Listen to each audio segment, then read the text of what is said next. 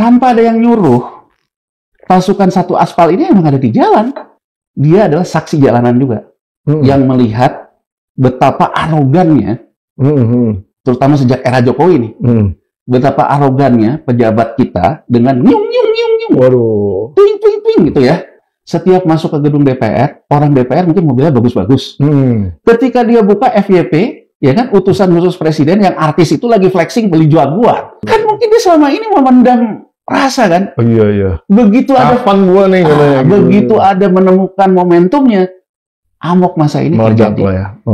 Jadi Bang Pompi, menurut saya justru demo yang tidak jelas siapa yang harus diajak negosiasi ini berbahaya loh. Demo ini menjadi besar dan kemudian akhirnya juga korbannya adalah kelompok ini.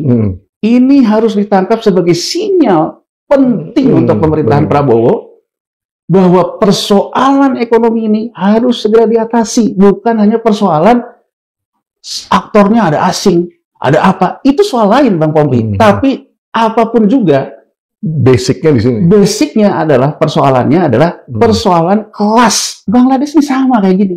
Di Bangladesh, pemilu dimenangkan karena kelompok yang diberi bansos. Iya. Begitu terjadi keresahan yang kemudian membuat rusuh ini, orang yang tadinya memilih. Ini adalah elektoral pragmatis.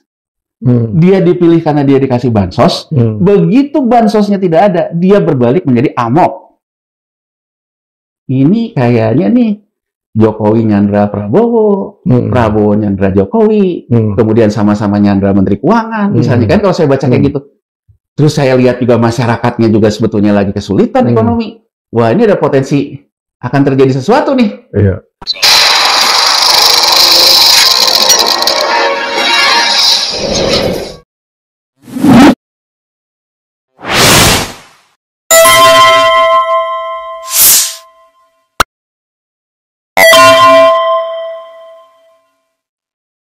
Bismillahirrahmanirrahim. Assalamualaikum warahmatullahi wabarakatuh. Sobat Forum yang luar biasa dimanapun Anda berada, kembali bersama saya Pompi Hidayatullah di acara kesayangan kita PhD 4K Podcast, hanya di sini kritis, kreatif, konsisten, dan kocak. Yang namanya unjuk rasa masih berjalan pada hari ini pun juga, dan nampaknya kerusuhan pun masih secara tidak merata tentunya ada di mana-mana. Nah, namun yang ingin kita lihat ke depan ini sebetulnya concern sebagai masyarakat yang peduli. Kami ingin melihat bagaimana sih situasi ekonomi pasca kerusuhan ini. Nah, kita melihat adanya yang mundur ataupun dinonaktifkan dari DPR sebagai tuntutan masyarakat. Tapi juga ada salah satu menteri di dalam bidang ekonomi yang juga diminta untuk dinonaktifkan. Namun tetap tidak ada sinyal-sinyal untuk mundur ataupun juga nonaktif. Nah, kita melihat apakah ini menjadi satu isu yang harus kita perhatikan secara seksama. Nah, di dalam podcast kali ini kita akan membahas itu bersama sahabat saya Bung Yanuar Rizky yang sudah ada di studio. Luar biasa. Siap. Gimana? Ya, alhamdulillah baik. Lumayan nggak macet di jalanan. Iya, sepi. Jadi jalanan sepi. Katanya kan kalau kata Presiden sudah aman terkendali. Iya. Agak lebih ramai daripada kemarin sebetulnya. Tapi relatif lebih, ya maksudnya tidak macet kayak kalau normal ya. Nah, ini pertama mungkin sebelum kita masuk ke pokok permasalahannya, kita ingin melihat dulu sebenarnya nih, kerusuhan ini kalau dilihat dari kerugian ekonominya ada nggak sih sebetulnya, dan kemudian kira-kira kalau kita ya tebak-tebak gitu, kerugian seperti apa dan seberapa besar ya? Silahkan Bung Yanuar. Ya, pertama gini dulu ya, Bang Pompi ya. Kalau kerugian udah pasti ada lah. Karena kan ibaratnya sekarang orang cenderung misalnya WFH, ya, cenderung kegiatan ekonomi melambat, gitu ya. Tapi sebetulnya jauh sebelum demo ini juga memang ekonomi sedang melambat, gitu ya. Jadi kondisi memang sedang tidak cukup baik-baik saja. Jadi demo ini sebetulnya memperburuk situasi ekonomi sebetulnya, atau gimana? Menurut saya bisa dua hal kita lihat. Kalau kita lihatnya dari sudut kemapanan, tentu ini mengganggu yang namanya situasi. Tapi demo ini juga bisa dilihat sebagai sebuah alert, sinyal, bahwa sebetulnya ada pesan yang ingin disampaikan, bahwa perekonomian ini harus segera diperbaiki. Iya. Jadi gini, saya melihatnya simpel ya, bahwa sekarang ada orang mengatakan bahwa demo ini pasti ada aktornya. Iya. Ya kan? Ada yang ngedalangin lah. Aktor intelektual tepatnya. Tapi kalau saya lihat, kenapa ini menjadi membesar? Dan kenapa juga mendapatkan ruang, boleh dibilang dalam tanda petik, dukungan dari silent majority, ya, dari masyarakat secara luas, karena memang ada kegundahan yang seolah-olah terwakili di situ. Jadi gini Bang Pompi, kita lihat misalnya demo pertama yang hari Selasa. Ya. Demo pertama Senin. Hari Senin ya. Hari Senin dulu. Hari pertama yang Senin. Baru hari Selasa. Demo itu boleh dibilang tidak ada siapa yang bertanggung jawab lah. Betul. Bahkan spontan lah ya. Spontan. Banyak orang juga menulis bahwa demo kali ini cukup unik, nggak ada korlapnya. Ya kan? Spontanitas segala macam. Nah, persoalan kemudian muncul setelah sore, setelah malam. Ya kan, setelah sore, setelah malam, bahwa kemudian terjadilah yang namanya dalam tanda petik mulai rusuh. Tapi rusuh itu, kalau kita lihat dari kacamata politik ekonomi, ya, itu ada semacam cerminan ketimpangan yang memang sudah besar dalam perekonomian. Jadi orang-orang yang ada di jalanan, orang-orang yang resah, itu kemudian melampiaskanlah amarahnya. Kemudian demo buruh ya pada hari Kamis ya, boleh dibilang itu demo yang ada korlapnya, ada penanggung jawabnya, terorganisir karena buruh udah biasa melakukan aksi ya. Tapi kan kembali lagi setelah ada keramaian itu di sorenya itu yang memuncak jadi persoalan banyak hal. Bang Pompi, saya ingin menunjukkan gini ya. Pertama tentu kita juga berbelasungkawa ya atas wafatnya Afan ya, yang jadi martir persoalan hari inilah gitu. Walaupun juga berikutnya ada korban-korban lain, ada dari mahasiswa, ada ASN dan sebagainya. Tapi kita fokus dulu apa yang terjadi di hari Kamis. Saya melihatnya sebenarnya simpel, Bang Pompi. Ya, kita lihat berdasarkan data saja. Berdasarkan data, sejak kan gini, Presiden Prabowo, Presiden Jokowi, ya, Presiden SBY, ya, kemudian juga Presiden Megawati, Presiden Gus Dur, Presiden Habibie, era reformasi.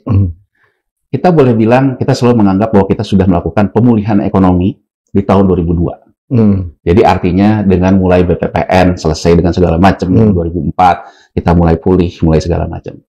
Nah, kita selalu berada dalam satu titik bahwa data pengangguran BPS menjadi acuan. Kita singkirkan dulu pembicaraan ketika data BPS yang kemarin ribut-ribut. Tapi pengangguran apa sih dalam definisi BPS? Ya, di BPS dikatakan misalnya pengangguran turun. Ini juga yang dikatakan oleh Presiden Prabowo. BPS melaporkan pengangguran turun. Ini juga yang selalu dikatakan oleh Presiden Jokowi.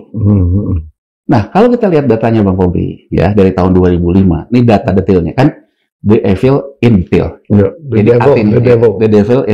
devil is in the detail. The devil in the detail ya.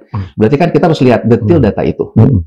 Di BPS ya, yang namanya orang bekerja, begitu misalnya Bang Pompi, anaknya kerja ke Bang Pompi, meskipun tidak dibayar, dicatat bekerja. Oh, tanpa penghasilan pun? Tanpa penghasilan. Dicatatnya dia bekerja pada keluarga.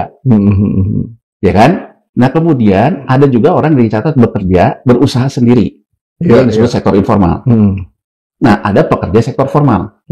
Jadi kalau kita ingin mengatakan pengangguran dalam artian PHK, sebetulnya yang presisi itu adalah data BPJS Ketenagakerjaan. Betul. Ketika berapa kenaikan klaim. Dan itulah PHK sektor formal. Betul. Kenapa angka ini menjadi tidak nyambung? Karena yang dipakai data dari BPS. Misalnya Bang Pompi, orang dipecat ya dari Sritex yang banyak. Kemudian dia beli jaket ojol, beli helm ojol, pakai motornya, masuk ke aplikator. Di BPS dia akan dicatat bekerja kembali, cuman pindah klasifikasi.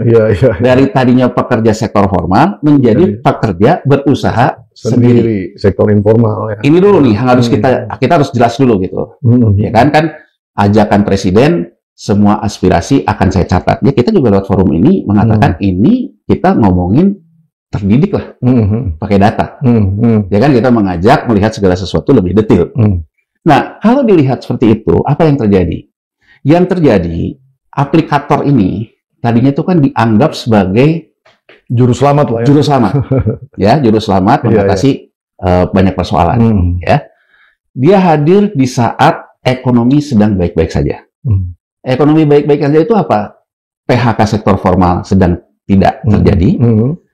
Daya beli masih bagus. Dia kemudian mengatasi apa persoalan yang selama ini menjadi sumbatan ekonomi, terutama terkait dengan distribusi dan logistik. Ya. Ketambah lagi ada urusan yang disebut orang bakar duit dari si bisnis dari aplikatornya. aplikatornya. Sehingga dia muncul dalam artian dengan cost yang sederhana, yang cost lebih rendah, karena yang bisa bilang bakar duit dan sebagainya. Pemain yang menjadi ojolnya belum banyak, supply side-nya banyak. Sehingga kalau dulu orang ngojol, ya itu bisa ada cerita sebulan bisa dapat 11 juta, 15 juta. Ini kan storytelling-nya pada waktu itu. Iya. Ya kan? Sehingga akhirnya kan orang menjarahterakan, orang pindah. Nah, apa yang terjadi? Orang akhirnya begitu nggak punya kerjaan, jadi ngojol. Ya, nah yang terjadi ini yang selalu menurut saya dipungkiri oleh tim ekonomi, baik oleh presiden siapapun juga. Saya tidak hanya fokus ke Presiden Prabowo ya, tapi juga era Jokowi, era SBY juga sama. Selalu mengingkari bahwa kita itu sebetulnya ekonomi strukturalnya itu sebenarnya dalam masalah besar. Oh, secara struktural ya. Nah, karena kita membangun perekonomian tanpa ekonomi struktural, tapi lebih kepada sektor informal. Ya kan? Nah, problem muncul apa? Ketika COVID. COVID itu kemudian menyebabkan supply side, dalam artian sisi supply-nya itu mengurang. Dari mana? Orang misalnya, ya kan, yang sisinya belanja, karena dia sudah di PHK, dia sudah tidak lagi punya yang namanya demand untuk ngorder ojek untuk pergi ke kantor. Itu satu. Kedua, terjadi penurunan supply dalam artian, supply itu dalam artian cerukan pasar ojolnya ya. Orang juga mulai mengurangi konsumsi makan, pesan-pesan yang nggak penting. Di satu sisi, orang yang jadi ojolnya tambah banyak. Jadi orang yang ter-PHK, masuklah dia ke ojol. Angkatan kerja baru, cari kerja di sektor formal susah, masuklah ke ojol juga. Termasuk almarhum Afan. Baru lulus SMA langsung jadi ojol. Apakah ini terinspirasi dari wamen yang pernah jadi ojol? Enggak juga ya kali ya? Ya. Memang karena kebutuhan. Ya. Jadi kalau kata orang Sunda itu bakat kebutuh. Ya kan? Benar. Bang Pompi, dalam struktur kayak gini, ya, di saat semua orang itu yang ngojolnya tambah banyak, dengan kefrustasiannya masing-masing, ya kan? Kefrustasian itu apa? Saya di PHK, nggak ada pilihan lagi jadi ojol. Saya tenaga kerja muda, nggak ada pilihan lagi jadi ojol. Dia ada di jalanan. Di tengah, memperebutkan order sesama mereka yang tambah banyak. Di sisi supply-nya. Yang belinya juga kurang sebenarnya. Jadi bayangin Bang Pompi, saya ingin melihat dari kondisi sosiologis di jalanan. Ada demo itu terserah ada aktornya, ada apa, pokoknya ada demo, ada keramaian. Tanpa ada yang nyuruh, pasukan satu aspal ini emang ada di jalan. Betul. Ya kan? Nggak perlu ada diangkut lagi lah ya. Nggak usah diangkut lagi gitu. Begitu keramaian itu kan muncul rasa kecemburuan sosialnya. Kan gini loh. Orang itu kan begitu ada keramaian, ya kan, dia mendapatkan, bisa menumpahkan kekesalan. Di podcast kita sebelumnya, Bung Yanwar menyebutkan bahwa potensi terjadinya perang antar kelas. Apakah ini yang dimaksud? Itu poinnya. Jadi saya, di podcast terakhir kan udah bilang ya, ada potensi perang antar kelas. Dengan kita melihatkan akan pemberlakuan Cortex dan Payment ID. Itu mungkin terkait dengan postur RAPBN 2026. Dan terjadi lebih cepat kemarin. Menurut saya, kalau kita menjadi pemimpin yang bijak, kita melihatnya, artinya sinyal perang kelas itu nyata. Berarti kesenjangan itu benar-benar terasa sekali. Terasa, Bang Pompi. Bayangin aja ya, sekarang itu kecemburuan sosialnya itu muncul, ya kan? Saya bilang gini, saya ambil contoh gini, saya bilang ke keluarga saya, kan semakin banyak tuh sekarang yang melawan arus. Melawan arus motor. Motor maksudnya. Ojol ini kan, melawan arus gitu kan. Kemudian saya pernah mengatakan bahwa udahlah, walaupun dia salah, biarin aja, ya kan? Mungkin supaya lebih singkat gitu, ngirit bensin dan lain-lain. Macam-macam. Saya kemudian ada diskusi gitu, saya pernah bilang, udah, kita melakukan eksperimen sosial deh. Coba kamu klakson, kamu maki, buka kaca, apa yang terjadi? Dia lebih benar, walaupun dia salah, dia maki. Dan apa kata-katanya? Kecemburuan sosial, Bang Pompi. Saya pernah menyuruh keluarga saya untuk melakukan eksperimen sosial sama-sama. Dan apa yang dikatakan? Oh, dasar lu orang kaya lu. Semua ngomong gitu ya? Iya.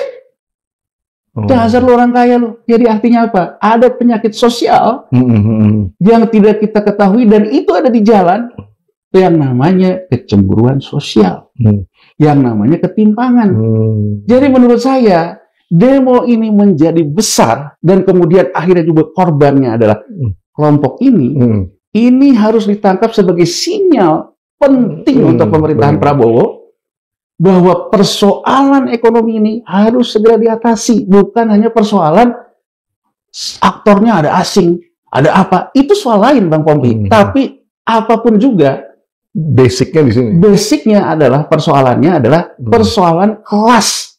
Dan mereka ini sekarang megang HP kan semuanya. Kan? Oh iya. Kalau mereka istirahat pasti browsing sosmed. Oh iya. Ditambahnya dengan perilaku elit yang sering flexing, oh ini tambah kecemburuan itu menjadi sampai ngebul kali ya kepala mereka tuh ya. Coba ya sekarang Bang Pompi.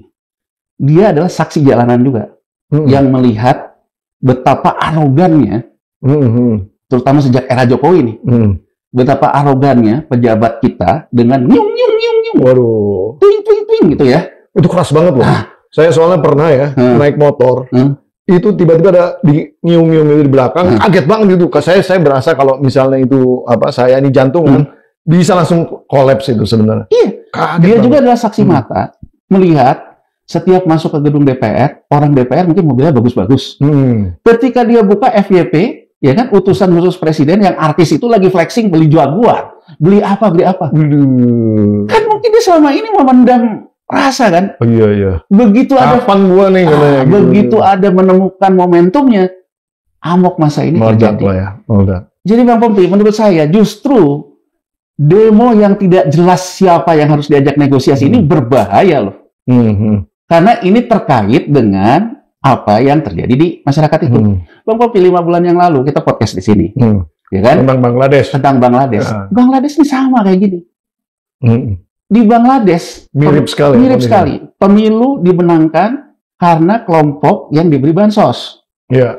Begitu terjadi keresahan akibat tidak bisa ngelamar PNS, yang bisa ngelamar PNS hanya anak-anak veteran perang, anak jenderal terutama di Bangladesh, timbullah yang namanya kerusuhan di Bangladesh. Yang kemudian membuat rusuh ini orang yang tadinya memilih. Ya. Jadi artinya ini adalah elektoral pragmatis. Dia dipilih karena dia dikasih bansos. Begitu bansosnya tidak ada, dia berbalik menjadi amok. Jadi saya ingin mengatakan kepada politik elektoral kita, baik yang di parlemen maupun di pemerintahan, Anda itu dipilih dengan transaksional. Ya kan? Ya. Transaksional bahwa Anda bisa memberikan bansos. Dengan transaksi transaksional itu hanya satu pilihan. Kalau Anda ingin terus bertahan, sepanjang Anda memerintah, Anda harus terus memberikan suplai uang ke bawah. Dan itu yang tidak mungkin dilakukan saat ini. Karena postur perekonomian juga tidak terjadi. Makanya 5 bulan yang lalu saya mengatakan, hati-hati kita bisa jadi kayak Bangladesh. Nah, kita ini kan sudah terjadi nih sinyalnya nih. Sekarang kita mau menganalisa apa? Mau menganalisa aktor. Mau menganalisa asingnya. Mau menganalisa bahwa ini makar terorisme. Yang paling penting kan fundamentalnya kalau nggak diperbaiki, katakanlah sekarang sesama elit saling kunci. Ya kan? Saling sandera, selesai di antara mereka. Bom waktu. Menurut saya, di depan bisa terjadi lagi kayak gini. Jadi, pesan kepada pemimpin menurut saya jelas. Pak Prabowo dan seluruh pimpinan partai politik harus membaca yang tersirat dari yang tidak tersurat.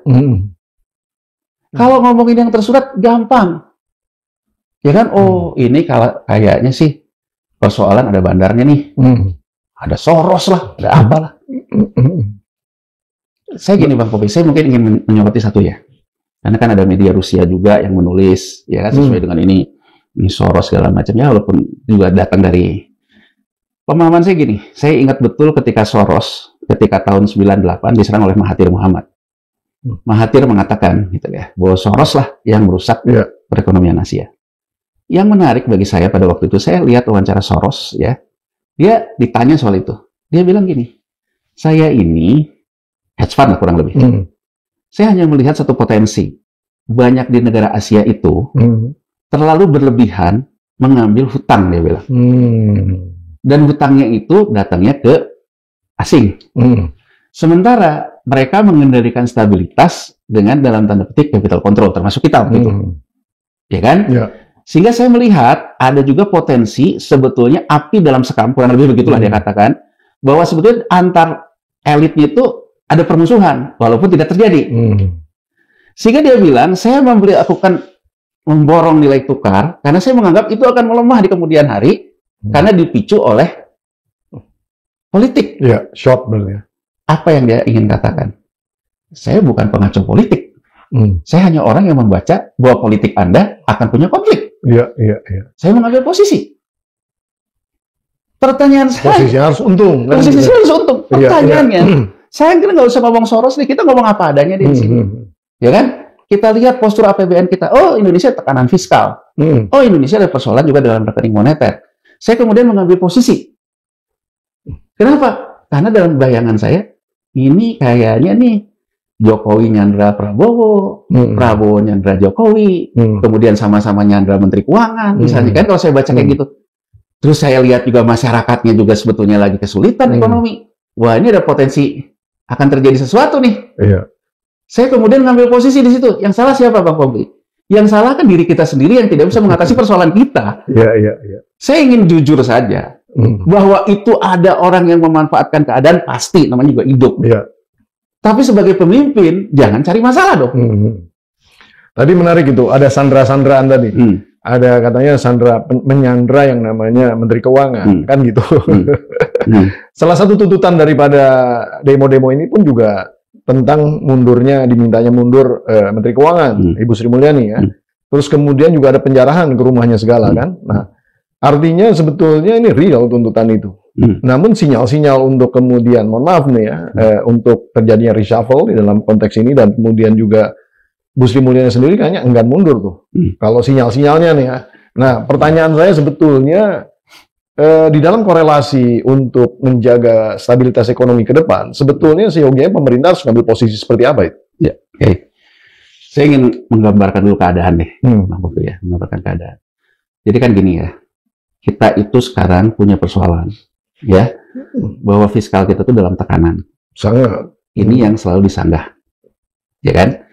Kita di 2025, 2026, 2027 ada hutang jatuh tempo yang nilainya 800-an. Ya. Biaya bunga 550. Ya. Artinya sekitar 1.400 T itu belanja rutin untuk urusan hutang itu sendiri. Ya kan, Bang Bobi? Nah, di satu sisi ekonomi melemah. Ini juga yang selalu disanggah. Soalnya ekonomi nggak ada apa-apa. Ya bisa kan? diatasi. Bisa diatasi. PPN turun udah jelas konsumsi turun. PPH turun udah jelas terjadi PHK. Ya, dan satu sinyal menurut saya yang tidak pernah dibaca sejak kita tahun terutama sejak 2019 dan ada COVID ya, ekonomi kita tuh bertumpu pada underground ekonomi sebetulnya. Underground ekonomi itu bisa dilihat dari apa? Kenaikan fantastis pinjol, ya kan? Itu underground ekonomi. Dan kemudian ada isu judol, ya, juga ada isu yang sebetulnya terkait dengan prostitusi online dan sebagainya. Ini kan sebenarnya underground ekonomi nih. Underground ekonomi kita besar. Nah, kalau kita lihat gitu, underground ekonomi kita ini nilainya cukup besar. Jadi kurang lebih Bang Pompi, selama ini orang bisa tetap menumpuk daya belinya dengan dia, kalau yang kelas paling bawah, dengan ngambil pinjol. Orang yang kelas menengah sedikit ngambil kartu kredit. Ya kan? Yang beruntung sedikit ngambil tabungan. 3 fenomena ini tampak dalam sejak kita pasca COVID 2022 sampai ke 2024. 2025. Nah, pinjol naik terus transaksinya, kartu kredit naik terus, terutama pinjol. Pinjol ini sudah menunjukkan tanda-tanda ada masalah ketika di tahun 2023, beriringan juga dengan isu judol ya. Pinjol itu menunjukkan ada gejala persoalan karena NPL-nya naik. Jadi transaksinya naik, NPL-nya juga naik. Mulailah waktu itu kita meributkan, banyak kalangan bawah kita dikejar-kejar sama debt collector dan sebagainya. Ya, tapi ini kan sebenarnya sinyal tanpa demo kita harus melihat bahwa ada masalah. Masyarakat di bawah hidupnya bertumpu ke rentenir. Betul. Bukan kepada pendapatannya. Ya. 2024 gejala yang sama muncul di kelompok yang lebih atasnya, kartu kredit. Transaksinya naik terus, NPL-nya naik terus. Jadi kan NPL-nya gampangannya gini. Kalau saya punya kartu kredit, ya, saya punya pagu. Kemudian saya harus bayar pokoknya aja. Ya kan? Sisanya saya kredit kan. Misalnya saya belanja 10 juta. Tagihan dari kartu kredit, saya minimal bayar 1 juta. Untuk bayar 1 juta aja nggak bisa, maka NPL, Bang Pompi. Artinya sinyal kalau NPL-nya naik, untuk bayar pokok aja dia udah nggak bisa. Ya. Sinyal berikutnya fenomena makan tabungan. Tabungan juga terus menurun dan sebagainya. Jadi daya beli kita punya masalah kan. Artinya ketika kita melihat postur penerimaan negara kita turun, itu bukan fenomena yang seolah-olah baik-baik saja. Fenomenanya memang terjadi tekanan daya beli. Tapi kan ini selalu disanggah, termasuk soal daya kerjanya. Oh, kata BPS pengangguran rendah kok kita. Ya, tapi kan pengangguran sektor informalnya kan naik. Sektor formal, pengangguran sektor formalnya naik. Jadi pekerja sektor informal yang naik. Nah, ini kan selalu disanggah datanya. Ya, dan kemudian ini dalam postur seperti ini kan pilihannya sederhana, naikin penerimaan. Kalau memang belanjanya ingin ekspansif, penerimaan harus naik. Kalau tidak penerimaan tidak naik, berarti belanjanya yang dikurangin. Pilihan politik ekonomi dari pemerintahan Prabowo Subianto adalah satu, efisiensi, ya kan? Yang dikenal potong itu apa? Terkait dengan transfer keuangan pusat ke daerah. Dipotong nih, terkena efisiensi, ya kan? Tapi kemudian pemerintahan Prabowo Subianto tetap juga dengan ekspansinya, belanjanya, MBG, Koperasi Merah Putih dan sebagainya. Nah, persoalan muncul adalah ketika di tahun 2023 keluar peraturan pemerintah, ya Bang Bobi, ini biar kita dapat gambaran utuh nih ya. Peraturan pemerintah bahwa pemerintah daerah itu diberikan keleluasaan mengatur pajak daerah dan distribusi daerah. Begitu kemarin terjadi efisiensi transfer keuangan pusat ke daerah, maka daerah menggunakan diskresinya dan diberikan oleh pemerintah pusat dalam bentuk pajak daerah dan restribusi. Di Jakarta misalnya padel mulai dikasih pajak hiburan, itu restribusi, ya. Kemudian golf dia tidak kenakan karena golf kena PPN pemerintah pusat. Sudah kan dapat. Nggak boleh double taxation gitu. Makanya orang dulu ribut, kok golf enggak, sewa lapangan basket kena. Jadi pemerintah DKI hanya bermain di instrumen itu. Ya, kreativitasnya lah ya. Itu tidak ke PBB. Tidak ke PBB, Bang Pompi. Begitu ke daerah lain kan nggak ada yang main padel, Bang Pompi. Di Pati. Iya kan? Jalan pilihan satu-satunya buat dia, ya naikin PBB. Jadi apa yang terjadi di Pati sebetulnya ini satu rangkaian bisa kita baca sesuatu yang tersirat dari yang tersurat tadi. Bahwa masyarakatnya nggak tahan menerima kenaikan pungutan daerah. Dan kalau kita runut, kalau ngomong gampang aja Bang Pompi, pemerintahan daerah nggak kreatif cari pendapatan. Tapi kan ini dampak dari kebijakan efisiensi dari kebijakan pemerintah pusat. Apalagi tahun depan dana transfernya dikurangin lebih tambah besar. Ya kan? Nah, itu satu postur nih pilihannya. Kan kalau menurut saya, kalau kayak gitu ceritanya, kenapa kita tidak kebijakan spendingnya, belanjanya? Ya kan? Katanya efisiensi. Efisiensi. Kalau efisiensi kan misalnya saja MBG gitu. Kan apa harus seagresif ini? Koperasi Merah Putih apa harus seagresif ini?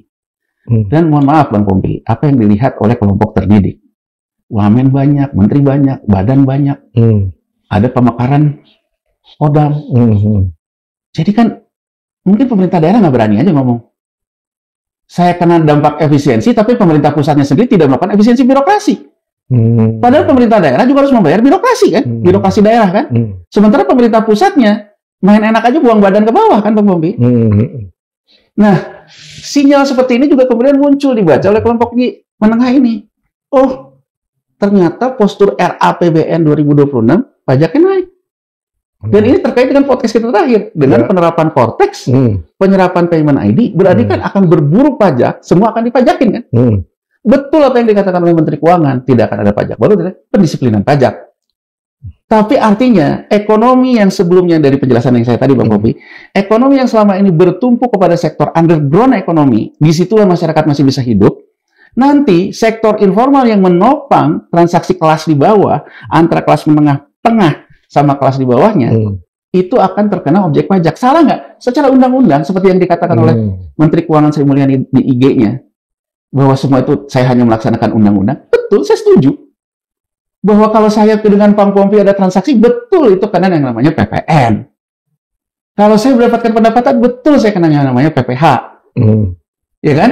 Tapi ketika masyarakat di sektor informal ini, Bang Pompi, dia akan dikejar-kejar soal ini, sementara dia ngelihat bahwa di atasnya korupsi tetap jalan, wamen tetap banyak, segala tetap banyak. Nyium-nyium lah ya. Nyium-nyium.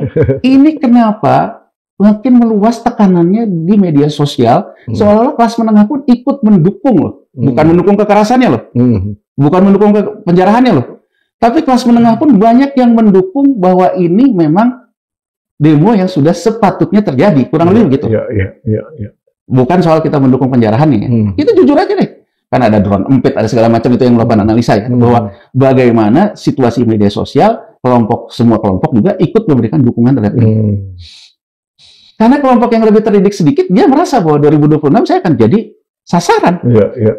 Nah, jadi menurut saya Bang Pompi, sinyal ini nggak ditangkap loh. Jadi saya ingin menjawab pertanyaan Bang Pompi tadi. Kenapa itu nggak ditangkap? Saya nggak tahu.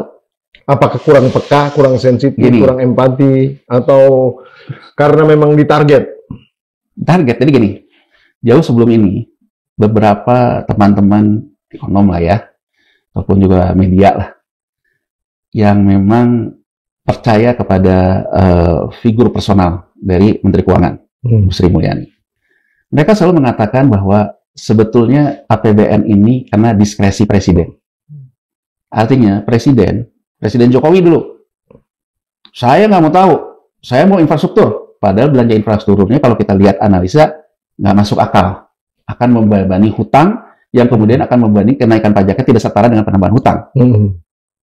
Tapi orang bisa mengatakan bahwa, loh, harusnya Menteri Keuangan bisa mengatakan untuk menolak dong keinginan Presiden. Tapi kan namanya Presiden punya diskresi, Bang Popi. Ya kan? Seolah-olah gitu kan? Begitu sekarang Prabowo Subianto, Pak, ini ada hutang, ada gini. Prabowo mengatakan, oh saya nggak mau tahu, saya ada gini, diskresi Presiden. Seolah-olah saya menangkap bahwa banyak orang mengatakan bahwa ini bukan persoalan siapapun Menteri Keuangannya, seolah-olah akan menghadapi diskresi dari Presiden, diskresi dari Presidennya. Nah, kembali lagi kan Bang Pompi, kalau kita menghadapi diskresi ini, kan ada pilihannya. Saya mohon maaf nih, ya. Saya mengatakan berkali-kali bahkan ketika awal kabinet ini terbentuk dan kenapa Bu Sri Mulyani terpilih lagi di forum kita ini juga, saya mengatakan di mazhabnya Bu Sri Mulyani orang yang kompeten. Iya. Saya mengatakan itu. Jadi artinya dia sesuai mazhabnya dia orang yang kompeten. Saya respect itu. Terlepas perbedaan mazhab di antara saya dengan dia. Tapi kalau saya berada dalam mazhab dia orang yang punya kompetensi terhadap mazhabnya. Tidak ada yang salah dengan itu. Tapi saya juga ingin mengatakan Bu Sri Mulyani ini kan muncul karena euforia reformasi tahun 98. Iya. Dia dengan beberapa ekonom lain, ada almarhum Dr. Sahrir, ya kan, ada Faisal Basri dan sebagainya. Dia kan pada waktu itu mengkritik kabinet ekonominya Soeharto yang yes man. Iya. Kurang lebih kan mengatakan senior saya ekonom tahun 98 ini, kurang lebih kan mengatakan bahwa kalau memang secara profesional tidak diskresi Presiden ini membahayakan bangsa, mundur dong. Iya. Jadi saya ingin Bu Sri Mulyani juga jangan baper lah, jangan sensi. Ketika ada orang ngomong misalnya ya mundur itu bisa diartikan positif. Kalau Anda memang punya integritas dan Anda merasa ke depan ini akan bisa menjadi potensi masalah, baik itu keresahan sosial maupun masalah perekonomian negara, Anda punya pilihan mundur. Nah, kalau sekarang seperti yang disampaikan dalam IG-nya, dia tidak mundur. Mohon maaf, berarti pilihan Bu Sri Mulyani menganggap ini pilihan politik dia loh. Bukan persoalan diskresi Presiden loh. Sorry to say nih, tapi jangan baper. Iya nggak? Tapi jangan baper, kita tenang aja gitu loh. Artinya, Bu Sri Mulyani punya keyakinan ideologis, punya keyakinan profesional, apa yang dilakukan ini akan membawa kebaikan bagi bangsa ini. Sejarah juga yang akan membuktikan Bang Pompi, pilihan politik dia benar atau tidak. Tapi saya juga kan kita sebagai masyarakat punya hak untuk mengingatkan. Kalau ini yang ditempuh, berarti di 2026 akan ada bom waktu masyarakat yang merasa dikejar-kejar pajak, merasakan ketidakadilan, soal waktu ini akan meledak lagi. Banyak yang bicara bahwa mazhab neolib ini, yang Bu Sri Mulyani memang mazhabnya itu kan, nah itu nggak cocok dengan cara berpikirnya Pak Prabowo. Nah itu kan lucunya. Seyogianya sebagai presiden tentu bisa merasakan ini, udah tahu juga. Nah tapi kan ini sebenarnya kenapa nih ada konsensus apa sih sebenarnya yang kemudian mindset ataupun basis ideologi ekonominya Prabowo ini bisa menerima keberadaan Sri Mulyani? Gini, saya melihatnya Pak Prabowo selalu mengatakan anti neolib. Cuman menurut saya, penilaian saya, gitu ya, Pak Prabowo begitu dia berkuasa, ya, dia kelihatannya meyakini bahwa ekspansi fiskal itu adalah jalan yang harus dilakukan. Oke. Saya nggak menyalahkan soal ini. Tapi ini adalah pemikiran kaum neolib loh. Misalnya Bang Pompi ya, Amerika Serikat, krisis 2008. Pilihannya, kita tetap harus ekspansi. Karena kalau kita tidak ekspansi, justru ekonomi akan terhenti. Tapi dia itu negaranya ruling currency, selalu kita bahas. Begitu dia ekspansi, dia menerbitkan surat hutang, dia bisa memainkan yang namanya ekses likuiditas ke negara lain. Betul. Sehingga akhirnya negara lain lah yang membiayai dia. Nah, kita kan tidak punya kemewahan itu, Bang Pompi. Ya. Nah, jadi menurut saya, dia kemudian berada dalam satu pemikiran bahwa kalau saya sekarang tetap ekspansi, berarti saya tetap membutuhkan yang namanya pasar surat utang. Iya. Ya, kalau saya membutuhkan pasar surat utang, maka saya membutuhkan orang yang bisa diterima oleh pasar surat utang. Yang bisa jualan utang. Bisa jualan utang.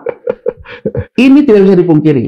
Ini juga yang menjadikan Presiden Prabowo tetap memilih Sri Mulyani, terlepas banyak orang menurut saya kegeeran seolah-olah diberikan angin oleh Presiden Prabowo. Jadi kan Presiden Prabowo ini unik menurut saya, Bang Pompi. Dia juga tahu bahwa di masyarakat ini, terutama yang dulu adalah pemilih dia ya, Prabowo yes, Jokowi no, ya, dan di pemilih lamanya yang juga musuh ideologis ataupun musuh personal dengan Bu Sri Mulyani, mengetahui bahwa Pak Prabowo tidak suka sama Sri Mulyani. Menurut saya ini juga di-entertain terus nih sama Presiden Prabowo, sehingga orang-orang kemudian terjebak kepada perang personal, ya kan, seolah-olah Bu Sri Mulyani kalau ditekan terus, tapi kan gini loh, tidak diganti-gantikan oleh Presiden Prabowo. Itu dia. Saya ingin mengatakan kita sekarang realita aja. Realitanya bahwa ternyata saling kunci nih. Presiden Prabowo saling kunci sama Jokowi. Presiden Prabowo dan Jokowi juga mungkin ada saling kunci dengan Menteri Keuangan. Apapun motifnya. Kan yang jadi menarik adalah dia kalau tidak mengundurkan diri secara ideologis dia setuju ini. Ya kan?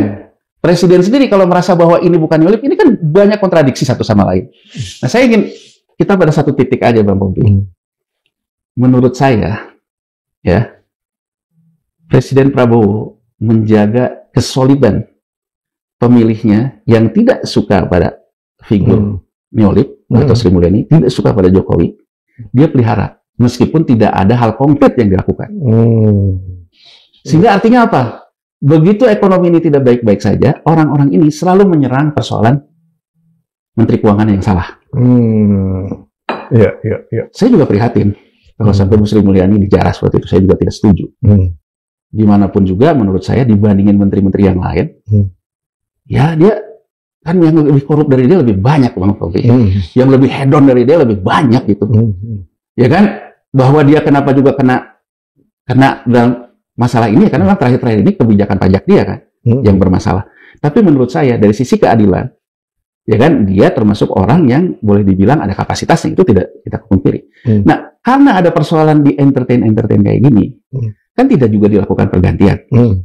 Dia juga tidak mau mundur. Jadi kurang lebih.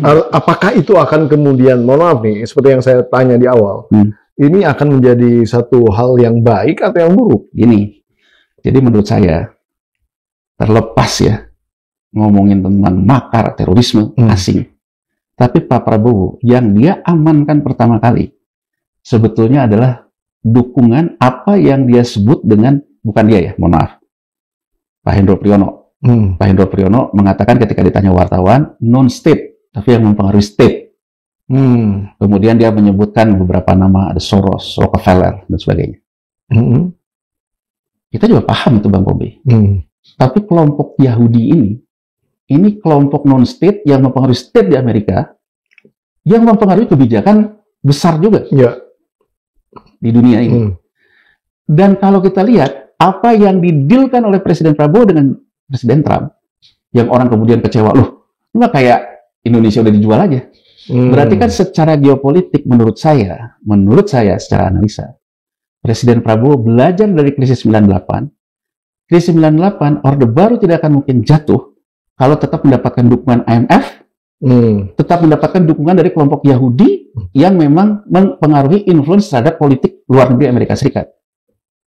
Terlepas ada omongan bahwa ini asing segala macam, tapi kenyataannya di level kebijakan pragmatisnya, Presiden Prabowo mengamankan juga kondisi politik itu.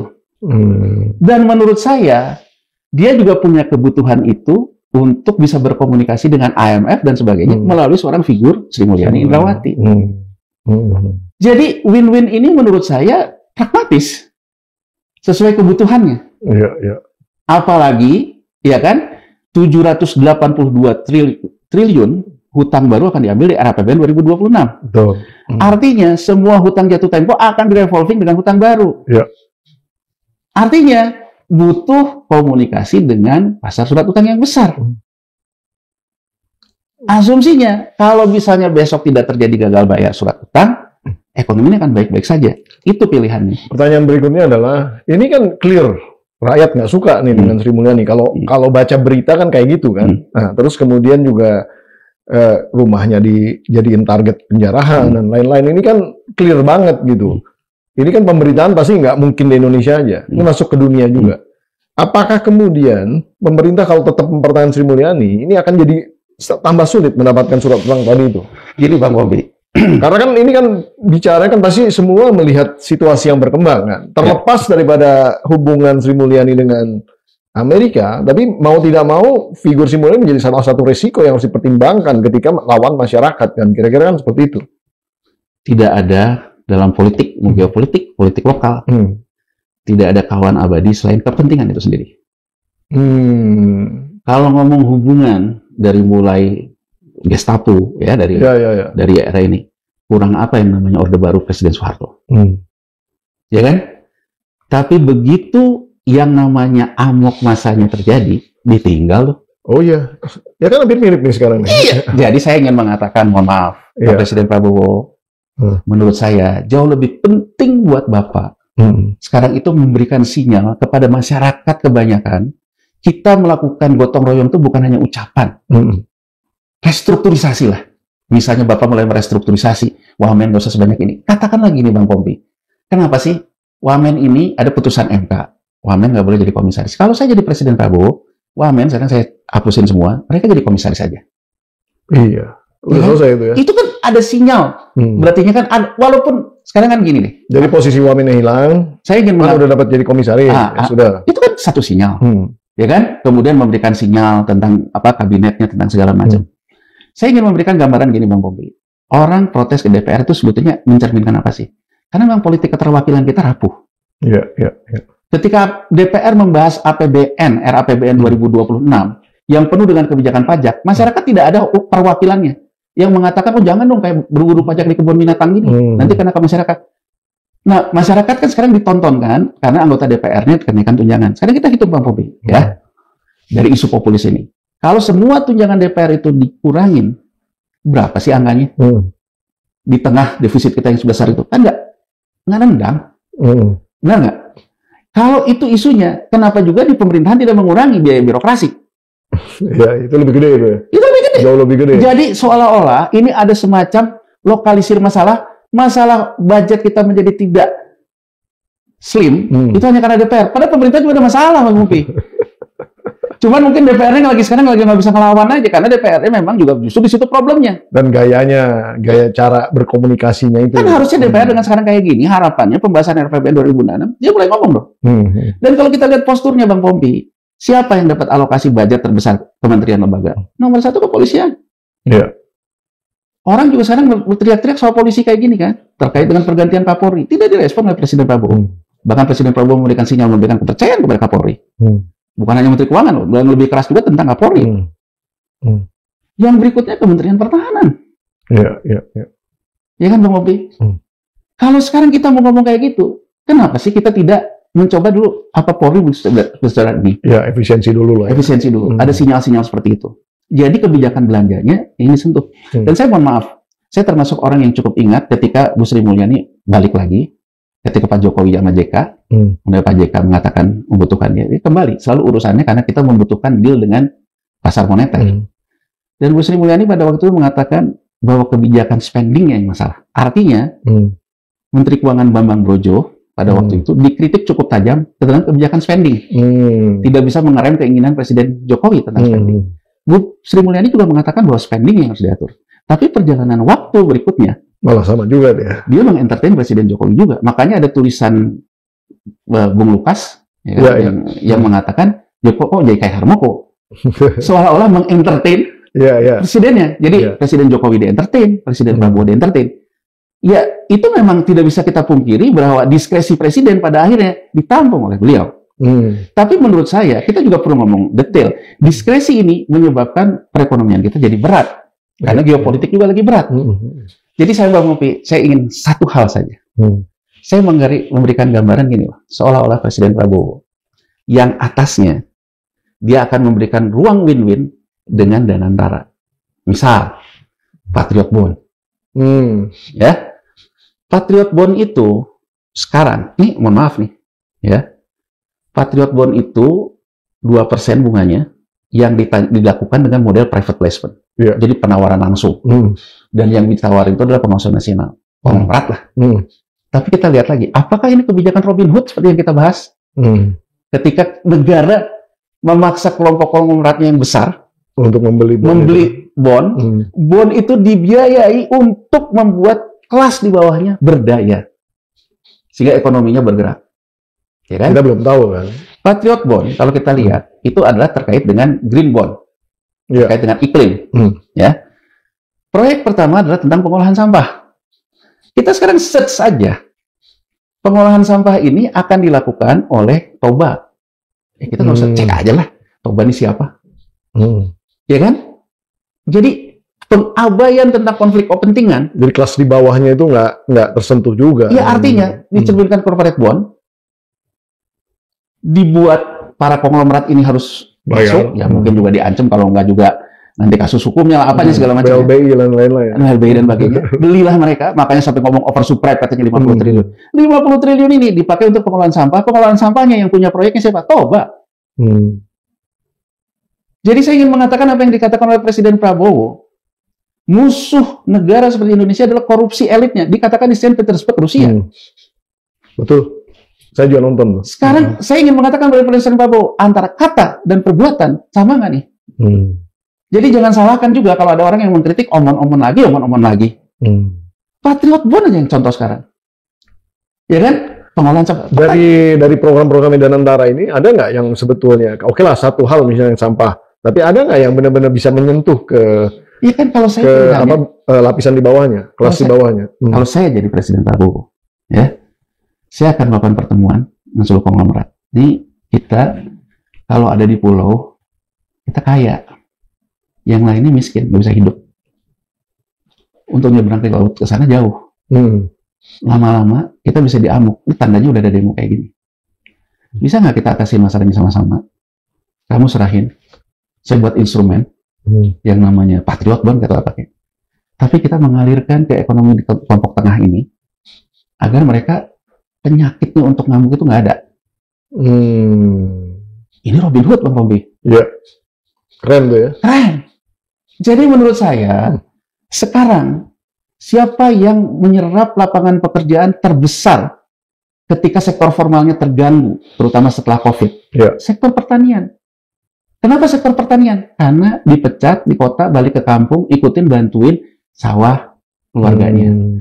Tapi sawah kita akan makin banyak orang, sehingga akhirnya juga kesejahteraan tidak tercapai. Kenapa pemerintah nggak berpikir, oh saya melakukan transformasi sektor pertanian deh. Saya buat Patriot Bond membiayai untuk durian, untuk kopi, untuk pengolahan sampah, tapi bukan di Toba, di masyarakat. Ya kan? Artinya uang dari yang sini, yang terlepas itu juga soal hukum, soal apa, dialirkan ke sini dong. Yang sini mulai bekerja dong. Ya kan Bang Pompi? Coba Bang Pompi, kita baca deh dari Patriot Bond ini. Ya. Sampah diubah jadi energi itu, siapa standing buyer-nya? PLN. Nanti akan ada lagi yang namanya TOP lagi. Jadi ibaratnya udah dapat untuk development mengurus sampahnya, dapat duit dari Danantara. Nanti energi yang dihasilkan dari sampahnya juga ada pasti standing buyer PLN. Pertanyaan saya kan, kenapa nggak PLN aja Danantara? Kenapa juga harus dikasihin ke Toba? PLN aja ngelola sampah masyarakat. Dan kemudian membentuk yang namanya Koperasi Merah Putih, katakan. Koperasi Merah Putih menjadi pengolah sampah di tiap kecamatan misalnya. Dibeli oleh PLN. Dari narasi ininya kita bisa membaca bahwa ini ujung-ujungnya ya sesama elit menjadi clearing agent. Iya. Ini baru situ satu Bang Popi. Kedua mungkin nanti ketika dipaksa lagi untuk masukin uang, dia akan ngomong gitu. Ya udah deh, sekarang bagian dari tax planning misalnya. Oke. Supaya ngegemukin itu, ngegemukin binatangnya tadi kan. Ya. Masukin, beli Patriot Bond. Tapi kemudian yang pakai hilirisasi nikel misalnya, yang punya hilirisasi, yang contoh nyata kan dan antara sudah melakukan MOU dengan Chandra Asri, TPIA, punyanya Prayogo Pangestu. Kan seolah-olah bisa saja Prayogo Pangestu membeli bondnya dan antara, tapi itu dipakai untuk TPIA dia. Itu kan kayak cuci uang juga. Ya kan? Saya ingin menggambarkan, yang saya baca di level elit, kelihatannya arisan oligarki yang kita bilang itulah dealingnya. Tapi yang harus kita baca, terputus. Uang ini tidak bergerak ke transaksi di bawahnya. Transaksi. Jadi nggak mungkin juga mengharapkan trickle down effect dari situ ya berarti. Ya, kita lihat dari skemanya. Harus didesain soalnya. Harus didesain. Disitulah nggak bisa secara natural gitu ya. Saya setuju terhadap ekonomi komando yang betul-betul diarahkan. Ya. Terus Bang Pompi, itu kan di situnya ya. Untuk mengejar penerimaan negara yang sampai 2.000 sekian triliun dari pajak itu, yang di tengahnya apa-apa dipajakin. Di saat mereka juga nggak ada kerjaan lagi susah. Yang atas kayak gini, apa nggak buat masalah Bang Pompi? Nggak ada yang mengelola pun, ini akan terjadi bom waktu. Iya. Misalnya Bang Pompi tahu-tahu diperiksa gitu, Ibu jualan ini UKM di Tanah Abang udah sekian. Ibu beli pajak, satu, literasi dia nggak ada, kedua dia kaget terus dibayar pajak. Saya ingin ngambil contoh deh, apa yang harus kita baca ya. Ketika ada isu pejabat negara nggak bayar pajak. Ya kan Bang Pompi? Saya ingin memberikan perspektif yang adil. Kalau orang bekerja di sektor formal, itu ada dua. Gross atau net. Dan kebanyakan net. Karena sektor formal, WAPU, pemotong pajak. Jadi si perusahaan pun nggak mau susah. Dia ngomongnya ke karyawannya, kamu net segitu. Karena dia juga WAPU. Dia yang harus bayar pajaknya. Nah, ini juga yang terjadi di BUMN. Ini juga yang terjadi di pemerintah. Ya kan? Nah, artinya sebetulnya gajinya PNS, gajinya pejabat, gajinya DPR, kalau digrosin, itu plus pajaknya. Cuman pemberi kerjanya kan negara. Gitu kan? Potong nih, termasuk tunjangan pajak. Kenapa isu ini jadi sensi? Mengatakan bahwa pejabat nggak pernah bayar pajaknya. Bang Pompi, begitu orang masuk ke sektor informal, gross up nggak ada yang net, karena dia tidak punya majikan. Harus bayar sendiri. Ini kan di level literasi yang rendah. Dia membacanya. Kok saya dipajakin, dia nggak dipajakin? Iya. Karena dia tidak. Narasinya kayak gitu ya. Bom waktu ini akan meledak. Kenapa? Karena sektor informal kita kegedean. Iya. Kembali ke pertanyaan lagi nih. Sekarang dibalik. Kalau misalnya katakanlah Sri Mulyani diganti, kayak gimana? Sepanjang paradigma diskresi presiden yang berubah juga nggak akan.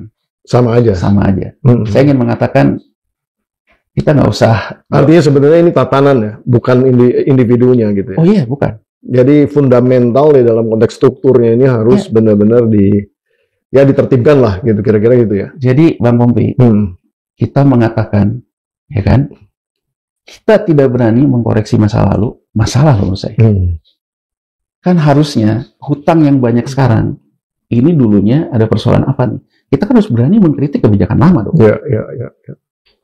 Kita mengkritik kebijakan lama, terlepas persoalan, kita harus menghargai semua presiden sebelum kita, yang dikatakan Presiden Prabowo. Nggak ada masalah. Tapi kan selalu ada kata forgive but not forgotten. Memaafkan, tapi jangan melupakan.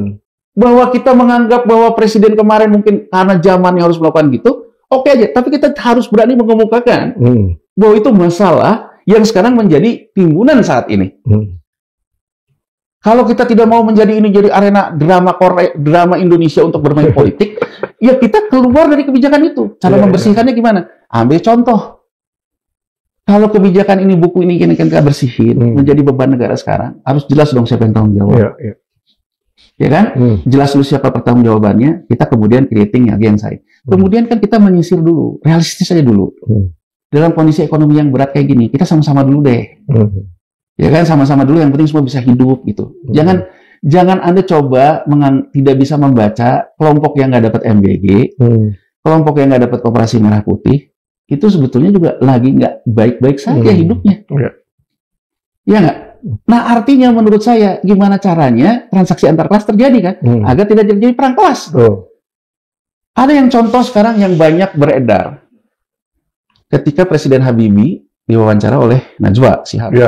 Ya, Presiden Habibie ditanya, Anda oleh IMF, ini ditanya oleh Najwa, oleh IMF, proyek termasuk yang di-cut oleh IMF itu adalah tentang Nurtanio, pesawat, baby-nya dia. Anda ketika jadi presiden, semua orang menduga bahwa Anda akan dorong ini Bang. Jawaban Presiden Habibie menarik sekali Bang Popi. Untuk kita melihat tentang cermin Benggala, kan kata Bung Karno, jadikanlah masa lalu untuk melihat masa depan. Kita lihat Habibie untuk kita melihat persoalan kita ke depan. Habibie mengatakan, itu yang diduga orang banyak. Pesawat adalah baby-nya dia bilang. Ruangan saya penuh dengan pesawat. Tapi saya pada waktu itu menghadapi inflasi, pengangguran, dan sebagainya. Saya harus mengalahkan ego saya untuk lebih mendahulukan apa yang jadi kepentingan yang kebutuhan rakyatnya. Katakan saja MBG dan Koperasi Merah Putih ini, egonya seorang Presiden Prabowo Subianto.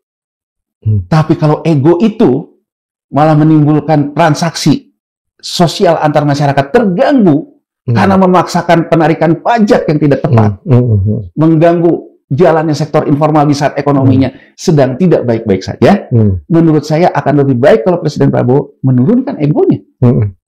Dan Bang Popi, apa sih susahnya bicara ke masyarakat, ekonomi kita ini lagi bermasalah kayak gini. Masalahnya di sini, masalahnya di sini. Tapi kita ada baiknya menyelesaikan masalah ini dengan tidak kebencian. Mari kita gotong royong sama-sama mengatasi masalah. Dibandingin kita ngomong Indonesia baik-baik saja, Indonesia cerah.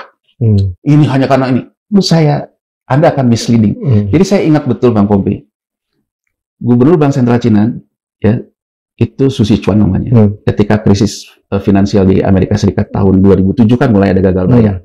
Pidato akhir tahun dia di tahun 2007 di depan mahasiswa-mahasiswa Cina di Beijing. Dia bilang, dia menjelaskan siapa itu Ben Bernanke, Gubernur The Fed.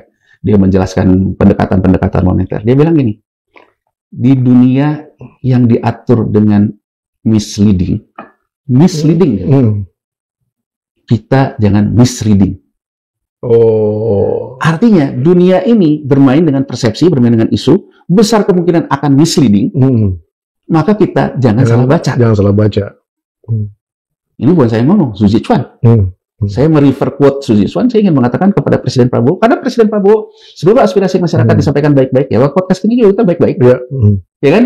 Kita sampaikan kepada Presiden Prabowo, Pak Presiden, geopolitik pasti ada misleadingnya, perang tarif. Antara Bapak dengan Pak Jokowi, nggak usah basa-basi deh, pasti ada misleadingnya. Bapak dengan Bu Mega, dengan sebuah pemimpin, ada misleadingnya. Ya kan? Dengan konglomerat ada misleadingnya.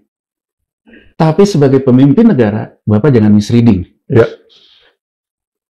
Mantap, kita tutup di situ. Ya.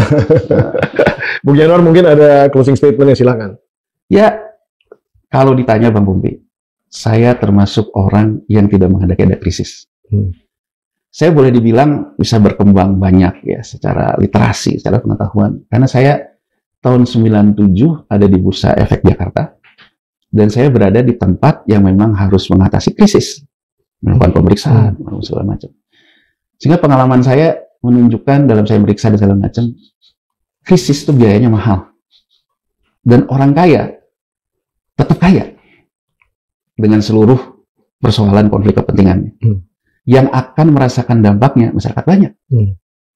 Misalnya obligasi rekap untuk BLBI itu ada di APBN terus. Yang akan merasakan siapa? Kita semua.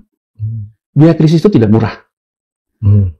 Jadi saya ingin mengatakan, lihatlah ahead the curve. Mari kita cegah krisis.